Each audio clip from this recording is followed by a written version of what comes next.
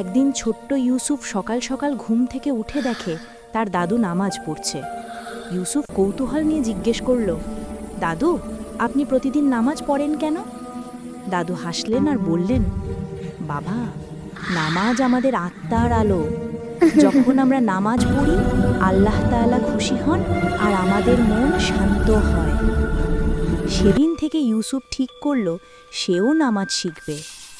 প্রথম দিন সে অজু করতে গিয়ে জল ছিটিয়ে ফেলল, কিন্তু দাদু তাকে মিষ্টি করে শিখিয়ে দিলেন, বাবা, অজু মানে শুধু পরিষ্কার হওয়া নয়, বরং মনকেও পবিত্র করা।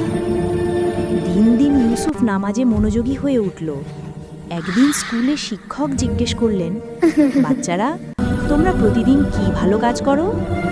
ইউসুফ গর্ব করে বলল, আমি নামাজ পড়ি, কারণ এতে আল্লাহ খুশি হন।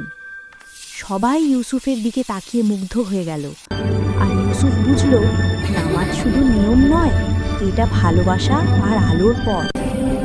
বাচ্চারা, তোমরাও নামাজ পড়ো, আল্লাহকে মনে রাখো, আর ভিডিওটা ভালো লাগলে লাইক, কমেন্ট আর সাবস্ক্রাইব করতে ভুলো না। স্টার।